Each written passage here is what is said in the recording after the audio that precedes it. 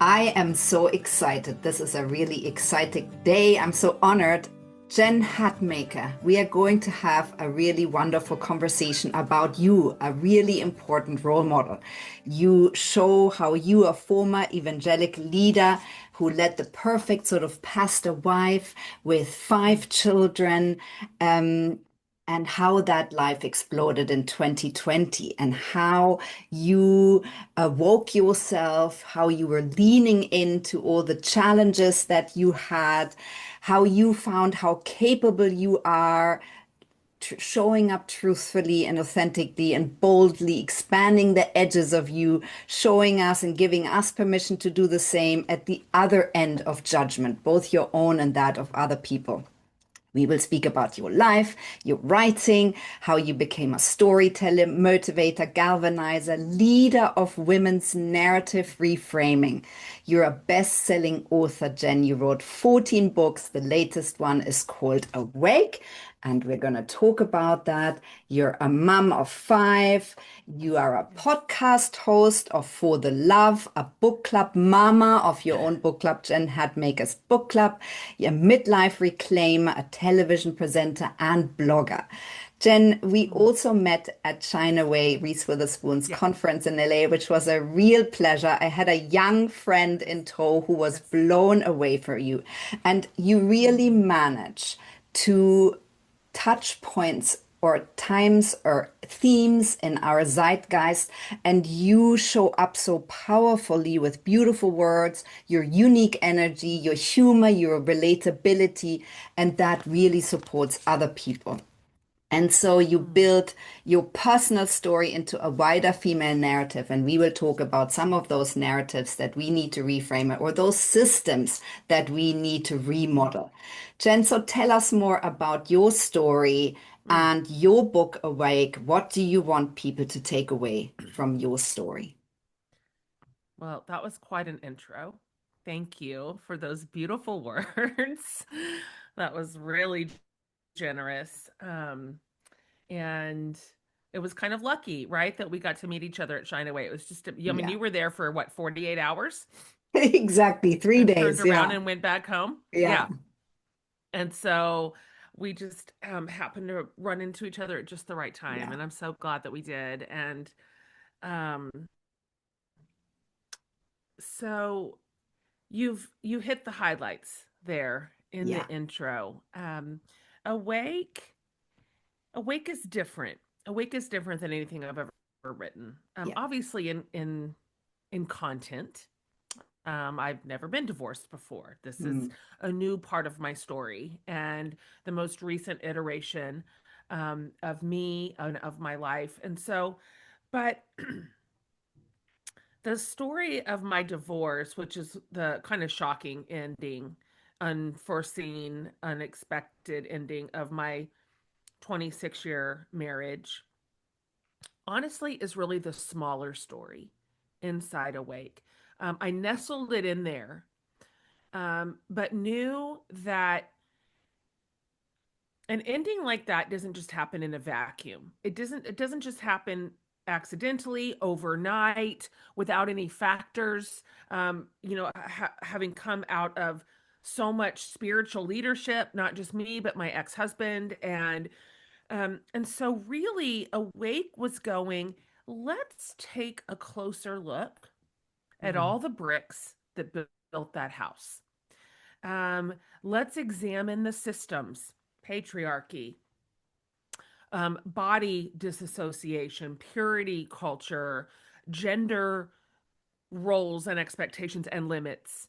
Yeah. Um, this wide array of narratives that virtually every woman I know Mm. has been on the receiving end of at least some of them. Absolutely. We may not have every single pain point in common here throughout this story, but every one of us understands the beauty standards we were handed by kindergarten. Yeah. And so it was those systems that I decided to look at a little bit more critically and with a lot of honesty and like self awareness and go, maybe it wasn't such a surprise that this house Mm. crumbled. But one last thing on that, I didn't look at those with the writer's pen of analysis so Yeah. much. This wasn't such a an expose of commentary and research. This book is actually not prescriptive at all. I Yeah. decided to write it descriptive only. So the whole Mm. book is just a series of very short, brief vignettes, little moments and memories and scenes from my life. Yes, throughout the course of my divorce and recovery, but my whole life. Yeah. Um, and so it's up to the reader to take all those little vignettes, find the threads, pull it all together, and decide what they need to use for their own life. Jen, which is amazing. That's exactly what we're doing at WeCan. And I think that's why you're so successful. And that's why we are successful without really putting any money into it or anything. It's a pure non-profit platform because people show up authentically and vulnerably. And they don't always say how to, right? It's not about the how Yeah, to. It's about people yeah. alchemizing the information they hear and That's right. using it for their own stories. And those structures that keep us in theory safe are Yeah, also holding us back. And this is what you show with that's right. every single theme that you go into. And those limitations that are foundational to your story are also foundational to most other girls and women to this date in 2025.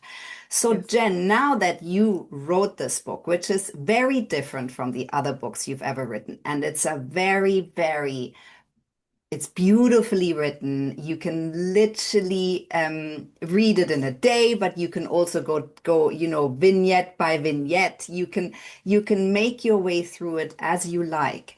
What matters most to you now, do you think? And how do you want to matter going forward now that you have sort of really got a new chapter where you understood who you are, what you're capable of, because you had to reset your whole life. You had to Mhm. learn a lot of things in this life that you lead by yourself as a mom and as a business person, as a woman showing up in your Yeah. life.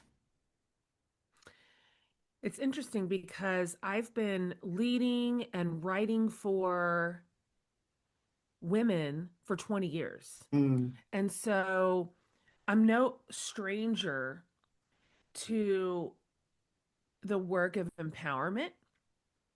It's been something that has been central to my work for a couple of decades, yeah. as I've been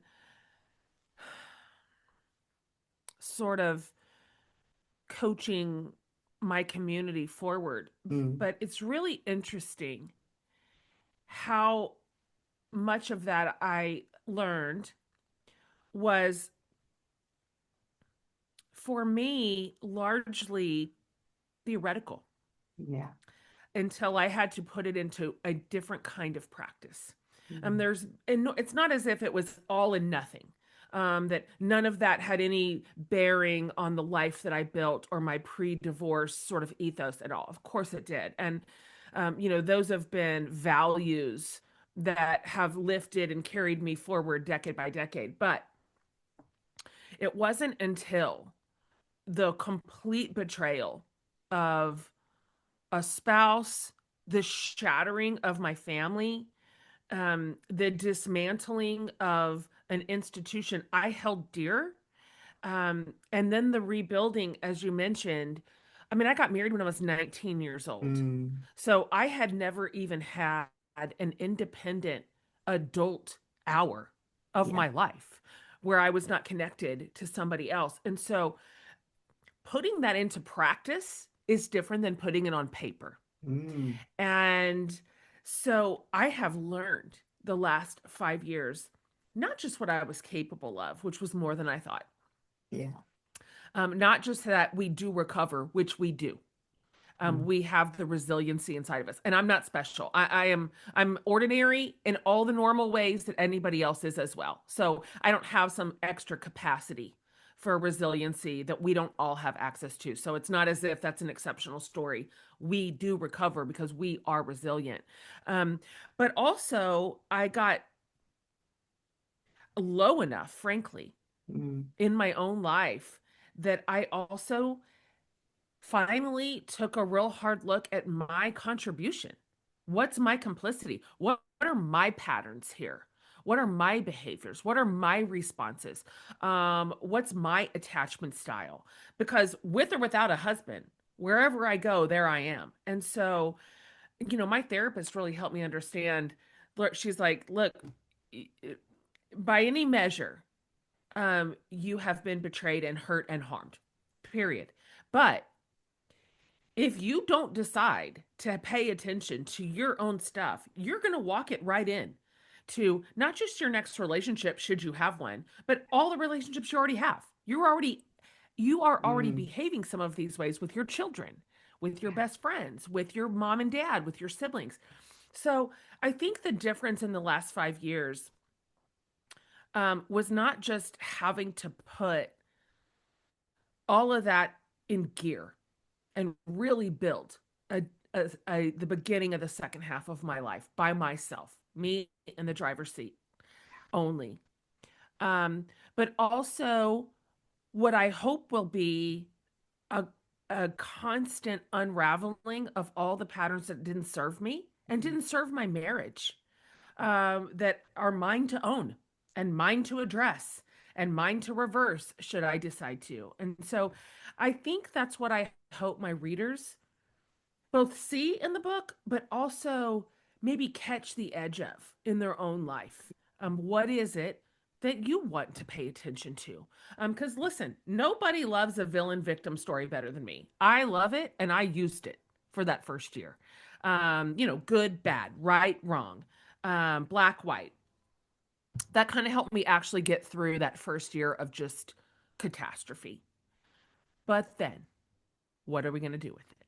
Are we just going to let that calcify and become bitter and resentful and angry and mean? Or are we going to use that for fuel to build a better version of ourselves, our relationships, and our life? Yeah, and you did that beautifully, Jen, because you went through, as you write in the now, in the present time, each of your whatever chapters or vignettes, as you call them, we walk that through with you. And that is such a beautiful, because it's so human, but it's also very evolved, because you took radical responsibility at one point Mm, and you thought, okay, if I really want to, step into who I really am, who I'm proud of, who I really want to deeply love, then these are the things I need to do. And by showing how you did it, A, you're showing other people that they can do it. You give mm, permission to for other women to start on the same journeys, to look at the hard things, to lean into them, to learn, to take a therapist, and to call on your family and your friends. You show that beautifully in this book, right? We are not mm, meant to do it alone. Often we can't actually do it alone. So we need others to help us. And the village is there for a reason. So you show very mm. powerfully how important it is to have that and also to use it. And something else that happened to you, Jen, is that really through that experience, you were a tiny little bit expelled from your tribe, right? Because you weren't able to keep up this picture of this perfect sort of pastor wife, person who is part of a also beautiful, but but challenging narrative within your church. How did you re-anchor? How did you feel I, I'm I have a new tribe? Or is that what you talk to us about that a little bit? Because that's a really shocking thing to happen. It's not just your marriage that went and explode in your life as a family, etc. But it's also that the place that you had created for yourself in this world was no longer that way. I think I had the good fortune to have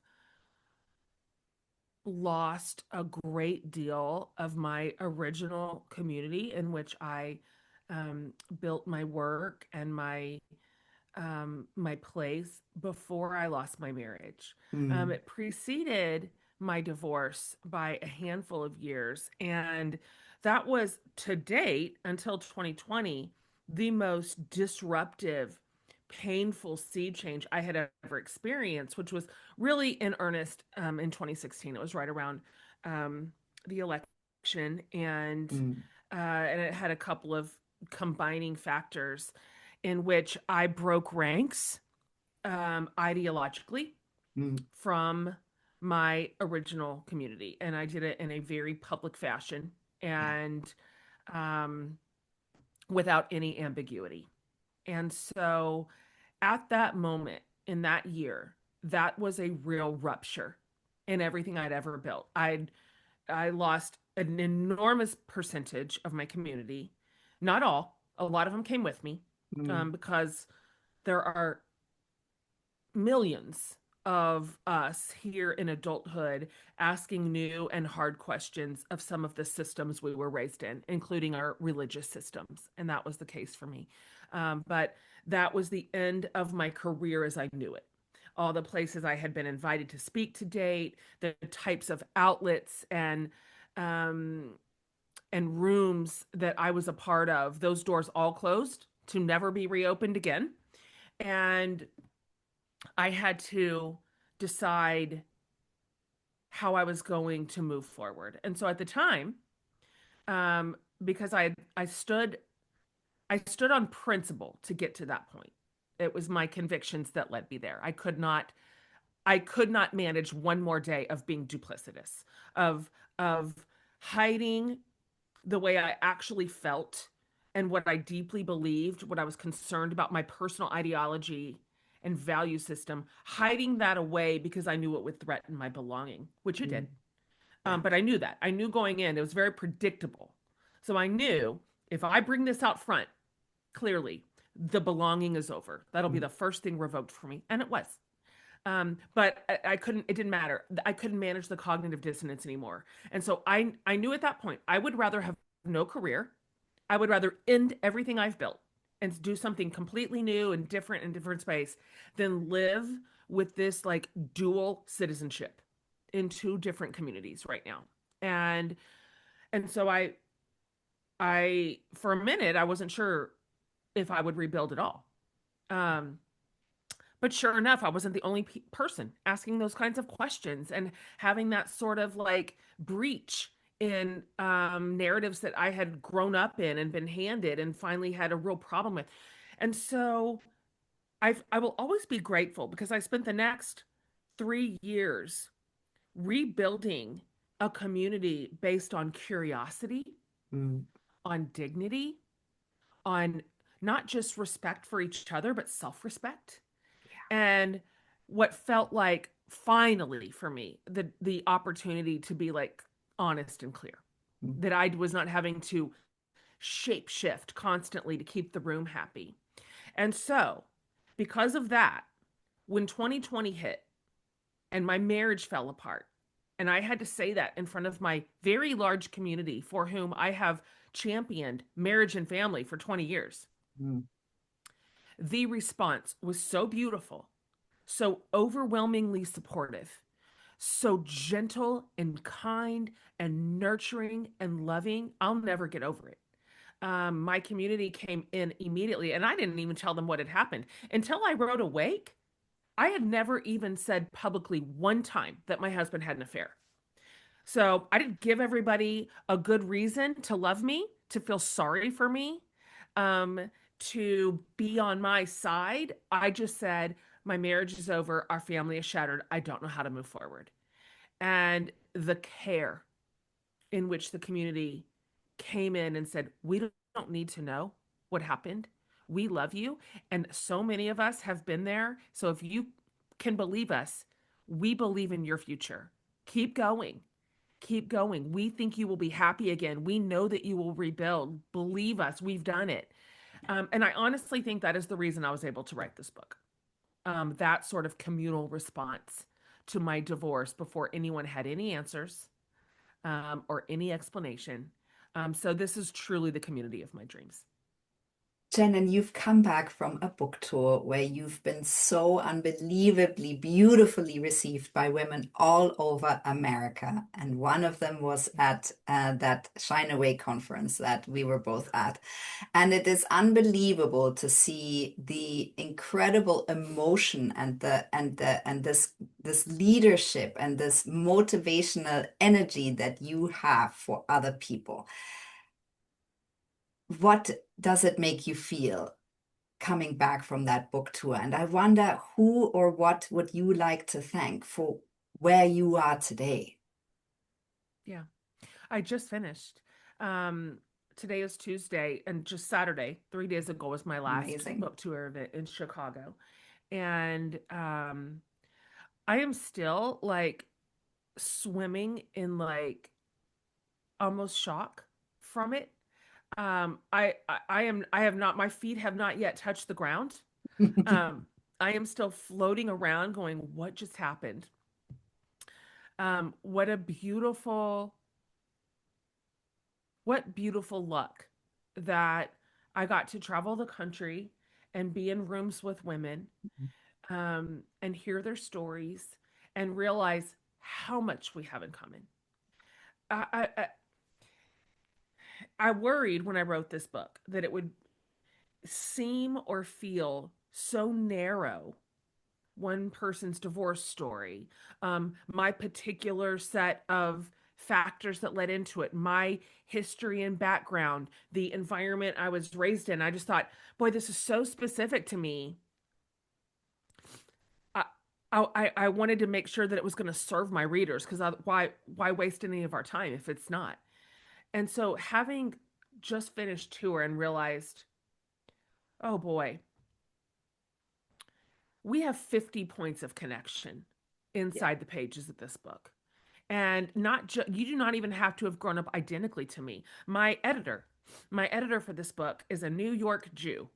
And she's like, I can't tell you how many moments in here I circled paragraphs and went, well, this feels the same to me. yeah, Our environments were so different, but also so much overlap. Also, there is the shared experience of being girls who came of age during a certain period of our culture. Women right now in midlife. This is yeah, a shared experience. yeah. Um, and so getting to hear back into my ears from other women, this was my story, this was my experience, this is where I related, this was a sentence that served me more than you can ever understand, this was a paragraph I read and then I quietly closed the book and called my therapist. I'm like, I could not ask for more. I simply could not ask for more, because my life's work, the center spoke of my wheel is to serve women. That's it. It Yeah. is to serve them in every which way that I can, with my own story, with what I'm learning and learned, um, with the scope of my influence, um, with what we can do collectively. That's my whole work. And so, what, what, what a gift! I'm never going to forget any of this ever. 2025 will never. I will never forget this year.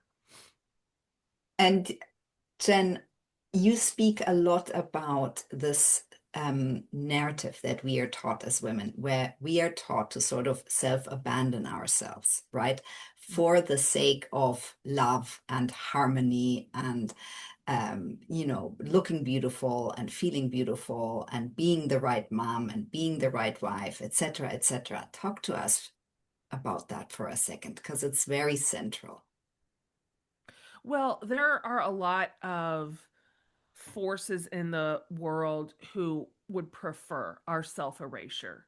When we decide to do that, when we decide to be small, be quiet, stay put, stay out of it, stay sidelined, other people get to carry on unimpeded, right? Like we keep the temperature in the room set to the temperature they want. And so there's a lot of um, pressure for us to stay as small in our story as possible so other people can live larger. And I don't even know that everyone does that with malintent. It's just we've learned it. We have learned how to behave codependently in our lives, all with good intention, right? To keep others, to keep the people around us happy, to keep them safe, to keep them comfortable. And of course, again, that behavior is rewarded. And so reversing that codependent impulse that is handed to girls when we are little. This is not new. We did not invent it. We did not we did not decide collectively in a vacuum to self-erase. This is part and parcel of a story we've been handed most of our lives, and we got good at it. We watched our moms do it. They watched their moms do it. Um, and so it's going to have to take real intentional disruption, period. Nobody is going to hand us autonomy and say, we would love for you to live your life in a way that is truest to you, in a way that honors your own instincts and preferences and desires and capacity. No one's going to do that. They don't want that. They would prefer that we continue to bend around their desires, their preferences, their capacity, what they want out of life. And so no one's going to do this for us. It's up to us. That's it, period. Here's the weird, ironic part about um, deciding to have leadership in our own story, about deciding to be our own lead character, to use a phrase that's bandied about quite a bit. Interestingly enough, what I notice, not just in my life, but in the life of the women that I love, that are in my real life, and the women that I serve online, what I notice is when women have independence, when women decide to not self erase and they show up eyes wide open, wide awake in their life, clear, um, direct, honest, it is a net positive for everyone around us. This doesn't actually rob other people of their well being like they suspect. And it's the opposite is true. Women living their own lives with full integrity, it's good for our marriages, it's good for our families, it's good for our careers, our communities, our neighbors, our culture. So, this lie that if women go off and live a life according to their desires and preferences and gifts, um, that everything's going to crumble around us is not true. It's not true. It is it is a boat. It is a tide that lifts every single boat in our harbors. And so I'm so committed to this. I'm so committed to women knowing that they do not need to be afraid of their own life, of their own story, of taking the lead role in their own story because they have been told that is selfish. People around you will crumble and fail. If you don't keep all these plates spinning for everybody else, they will drop and crash and everyone will suffer. That's actually not true at all. That's not how life works. Um, Allowing the people around us to be the lead character in their own stories is really how they will succeed. That is really how they will rise to. So that is really the through line of Awake. And if Yeah. a single reader decides that's it, I'm moving into the driver's seat of my story, it will, every single second of this project will have been worth it. Well, and you do exactly that, Jen. And the other thing that I love is that you have a new partner and you are showing and modeling a relationship also publicly that I think is something that needs to be seen. And we need to see a lot more of that because we have role models in our lives. You're one of them, you lead powerfully, but you're also now modeling a different relationship with someone who you found that really you're able to live completely as you are in total alignment and integrity with yourself, modeling a different kind of a relationship, which I think is very important for our young people because I think there's something like almost 50% of girls in America that don't want to couple up anymore in their lifetime just because of all the limitations that they face if they do it. So I think it's of the utmost important that the people who manage to have relationships outside of those patriarchal Yeah. structures model that and model that publicly so that we don't break down as a society, which is not in anyone's interest. That's exactly right. And I know that because I've got, I have 5 kids and they are 19 to 27. Yeah, So I have a amazing. front row seat Yeah. to the impulses of this next generation. And I'm listening to them. Yeah. Though, look, all we've really witnessed is the breakdown of at least half of our parents' marriages. Yeah. And of the other half, a lot of those should break down, or they have actually broken down. They've just not divorced. Yeah. Um, and then girls, particularly, obviously, are smart. And they are looking around going, these institutions are not built for us. They are not. They are not built to see women thrive.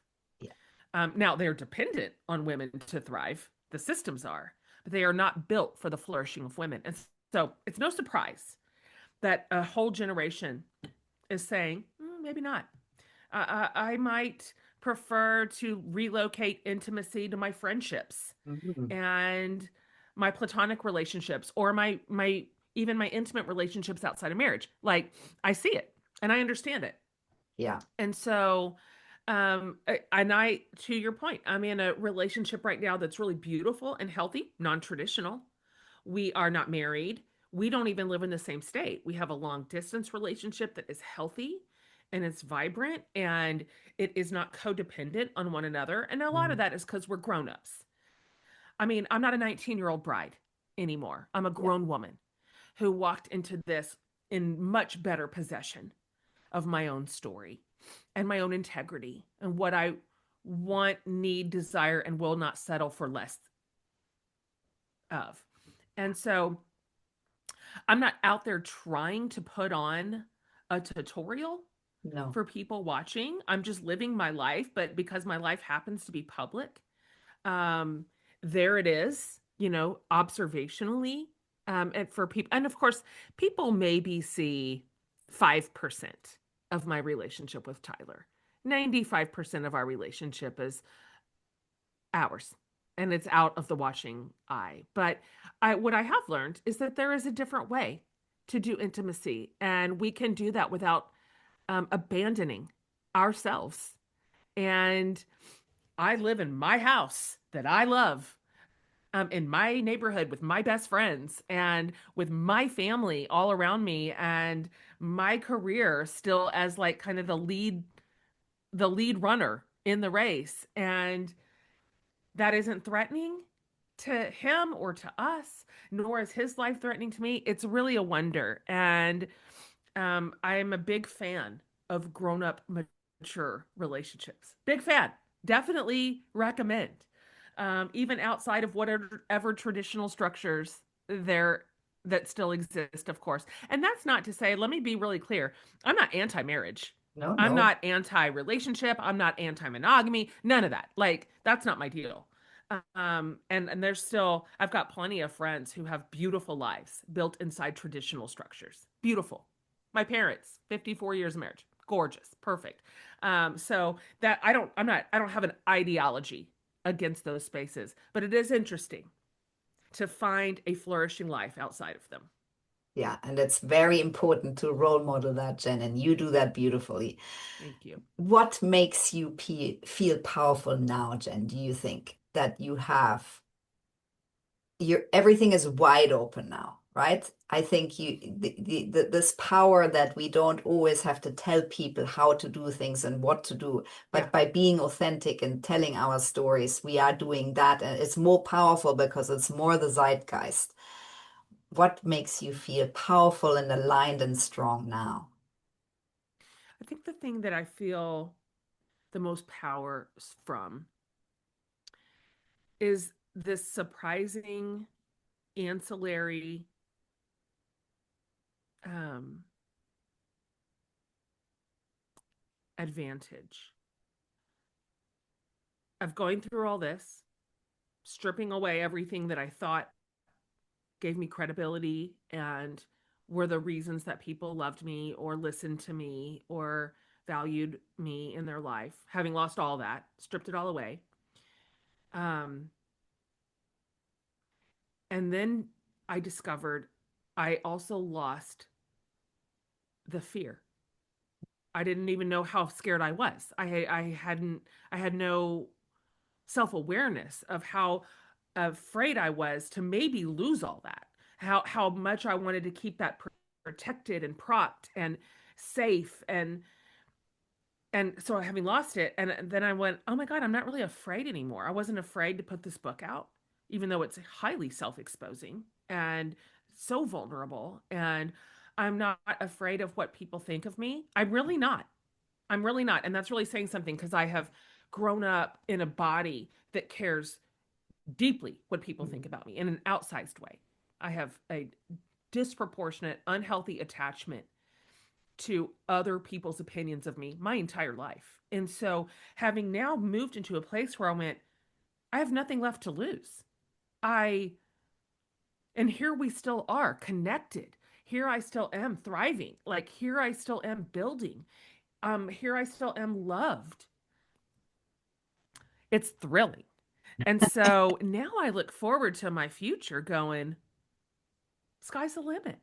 Like, I'm not afraid as of risk as I was. I'm not afraid of trying something and getting it wrong. I'm not afraid of telling more truth, Mhm. and being less certain even. As a leader, I've always felt it was really incumbent upon me to have real clear answers all the time. As a mentor, right? As a whatever, that pressure's off too, Yeah. where I feel more comfortable going, I don't know. I don't know about this one, guys. I don't know the answer. I don't know how to move through this. Anyway, this sense of moving freely through the second half of my life is such a surprising, beautiful, wonderful outcome of this entire piece of my story. Yeah, and you really radiate that. Thank Jen, you. so what are the deal breakers for you now? Where are the hard no's?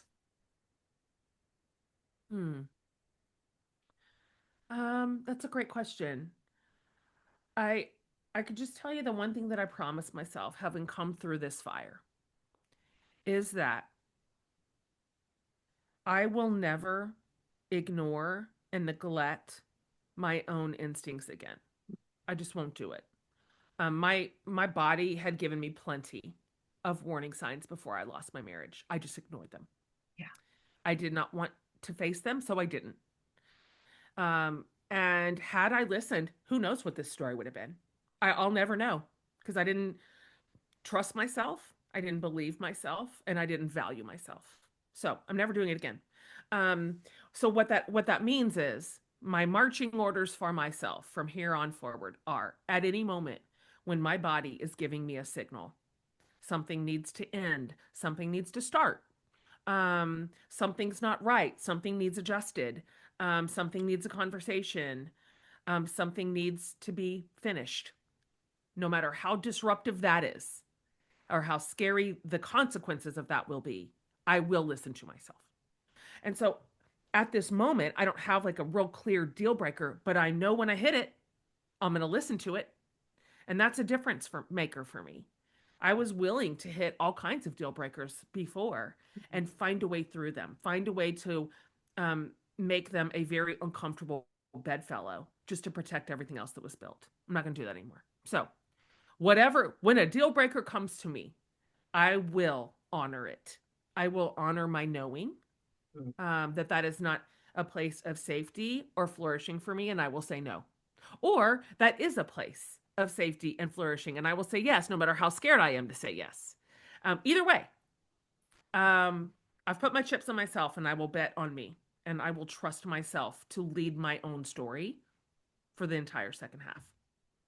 Then, and you write about that so beautifully at the end of your books, where you say, questions I'm done asking and questions I will ask myself forever. And that's a beautiful part. I want everyone who listens to this story to read this book and to go to those sections at the end where it's so clear, what the takeaways are for you, but can also be for all of us. And how you then explain right at the end how you've done that real awakening to yourself. I want everyone to go out and read it. Buy the book Awake by Jen Hatmaker. Jen, what are your plans and goals? What is in store for you? Well, having just come through, and I'm not even out of it yet, a really robust, exciting but exhausting book release season, which for anybody who's in publishing knows that's not just the day you release a book. It's about 6 months Yeah. of foot on the gas, really fast pace. So I'm almost through. And so I am, I guess, let's see, in 2.5 weeks, I'm going with all my best friends and all of our husbands and partners, and we are spending 10 days in Ireland and Scotland. Wow. And that is everything. So that's been kind of my like finish line prize all this time. And I've traveled the world. These are all the same best friends that you read about in the book. All the same names, all the same people, all the same husbands. And so I can't wait. I can't get there fast enough. Bring me to those cliffs and moors and those beautiful countries. We're just thrilled about it. So that's next. Jen, I'm delighted that you're coming closer to where we Yes, are I based am. with WeCan. I am so grateful for your story, for your incredible role modeling, for your amazing mentor, for all of your books, especially the last one, Awake. Everyone, go out and buy it. And we're honored to have you. Thank you so much for having me. I'm so happy to see you again.